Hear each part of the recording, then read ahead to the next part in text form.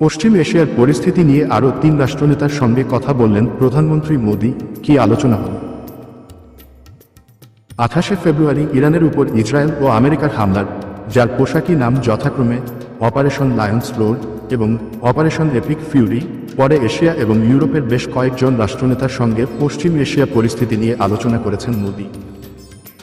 ইরানের উপর আমেরিকা এবং ইসরায়েলের হামলার জেরে পশ্চিম এশিয়ায় যুদ্ধ পরিস্থিতি তৈরি হয়েছে।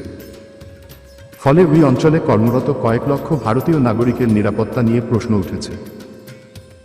হরমুজ প্রণালীতে তেহরানের অবরোধ ঘিরে তেল এবং গ্যাস পরিবহন ব্যাহত হচ্ছে।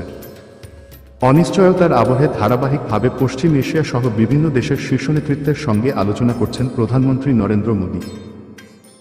এবার ফ্রান্সের প্রেসিডেন্ট ইমানুয়েল মাক্রো, মালয়েশিয়ার প্রধানমন্ত্রী আনোয়ার ইব্রাহিম এবং ওমানের সুলতান হাইথাম বিন তারিকের সঙ্গে টেলিফোনে কথা বললেন তিনি। ফেব্রুয়ারি মাসে ভারত সফরে এসে মোদির সঙ্গে দীর্ঘ বৈঠক করেছিলেন মাক্রো।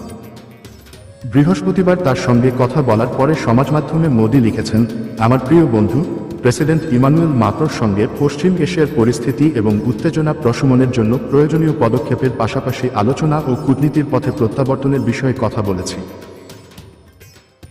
আমরা ওই অঞ্চলে এবং তার বাইরের শান্তি ও স্থিতিশীলতা এগিয়ে নিতে যেতে ঘনিষ্ঠ সমন্বয় অব্যাহত রাখার জন্য আগ্রহী। একইভাবে এশিয়ার 2 রাষ্ট্রনেতার সঙ্গে কথোপকথনের কথাও সমাজমাধ্যমে তুলে ধরেছেন মোদি। মালয়েশিয়ার প্রধানমন্ত্রীর সঙ্গে আলোচনা প্রসঙ্গে মোদি লিখেছেন, আমার বন্ধু মালয়েশিয়ার প্রধানমন্ত্রী আনোয়ার ইব্রাহিমের সঙ্গে কথা বলেছি এবং আসন্ন হরি রায়া ঈদ উল ফিতর উৎসব উপলক্ষে তাকে এবং মালয়েশিয়ার জনগণকে আন্তরিক শুভেচ্ছা জানিয়েছি। আমরা পশ্চিম এশিয়ার গভীরভাবে উদ্বেগজনক পরিস্থিতি নিয়েও আলোচনা করেছি এবং আলোচনা ও কূটনীতির মাধ্যমে উত্তেজনা হ্রাস এবং দ্রুত শান্তি ও স্থিতিশীলতা পুনঃপ্রতিষ্ঠার প্রতি যৌথ অঙ্গীকার পুনর্ব্যক্ত করেছি। যুদ্ধ পরিস্থিতির 20তম দিনে ইরানের নিশানা ওমানের সুলতানের সঙ্গে আলোচনা প্রসঙ্গে মোদি লিখেছেন, আমার ভাই সুলতান হাইথাম বিন তারিকের সঙ্গে একটি ফলপ্রসূ আলোচনা হয়েছে এবং ওমানের জনগণকে আগাম ঈদের শুভেচ্ছা জানিয়েছি।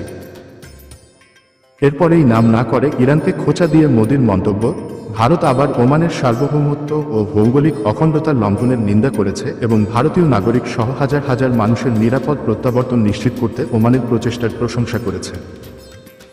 ভারত ও ওমান চায় হরমুজ প্রণালী দিয়ে নিরাপদ ও অবাধ নৌপরিবহন আবার শুরু হোক।